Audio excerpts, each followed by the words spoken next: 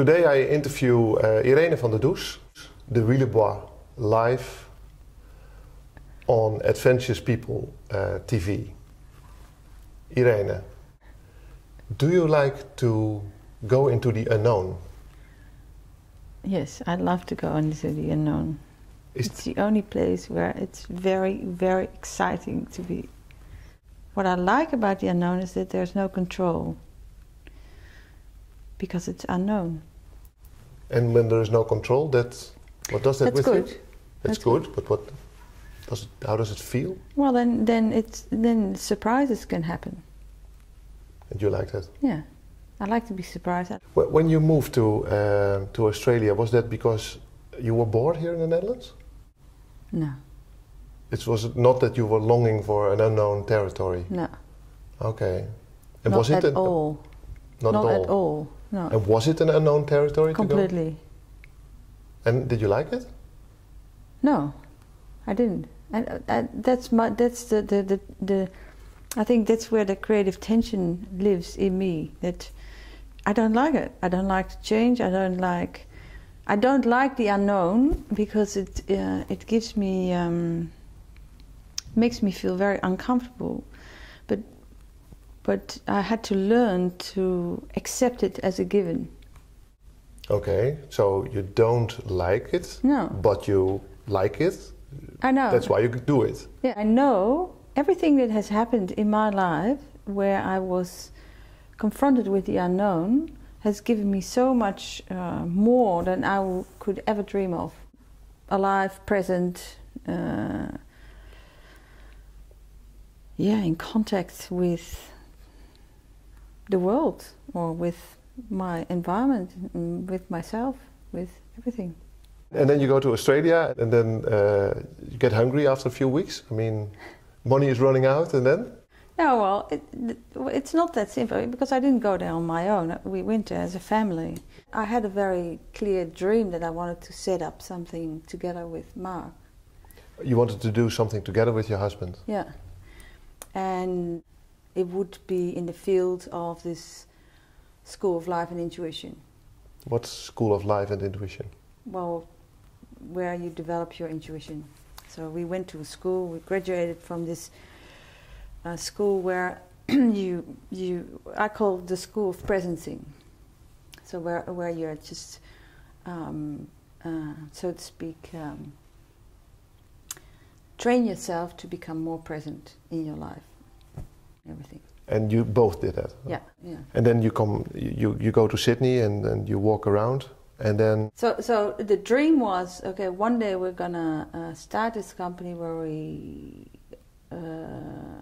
gonna do something similar at the School for Life and Intuition, because that was where we during the courses found each other, even though we worked both. I worked in fashion, and Mark worked for this large financial services company, accountancy firm. We had separate lives, and where we met was always at that School for Life and Intuition. Yeah. As a couple, as a couple. We really enjoyed that, so I thought, let's go and do that together, because that's where we meet. So it was a very instinctive decision to go there, and it was one of these decisions where, and that's probably what links in with the unknown. I think following your instinct, or following your intuition, your hunch, you call it, that drives you immediately into the unknown, because it's a feeling, it's not a knowing. I found following your intuition, I think, if you would ask any person what has been the most important decisions that these people have made in their life, I think they're all based on intuition, the good ones. And whether you're an entrepreneur, or you're the leader of a large company, or as a child, or so, the best decisions I've ever made were decisions that were made from an instinctive feeling of something that I didn't know, but I felt it was good. It was felt good. It felt right. And does fear play a role? That's exactly where you bypass fear, when you follow a hunch. For me, fear has been the main struggle in dealing with, for example, in Australia. I mean, I arrived in Australia and suddenly there was no job, there was nothing, we didn't know anyone. And I had a lot of anxiety with the amount of space I had. I had a lot of fear. But I knew why I was in Australia I felt that was the right thing to do. But I still had to overcome my own fear dealing with the fact that I made a decision, or that we made a decision. I believe that we're all born with all our dreams packed into us, and that's what we learn over the course of our lives, to unpack all our dreams. And you developed something like a tool to help people unfold. Yeah. And you call this the 9 steps of design thinking, reinvention. What's interesting is that I did the 9 habits this spring, and during this process the idea for Adventures People was born. So it was my last step in my development. Yeah, I was very excited about the whole process, but it's not that easy to tell somebody else what we exactly done and how it went and how it contributed. But it started off my creative process for sure. Yeah.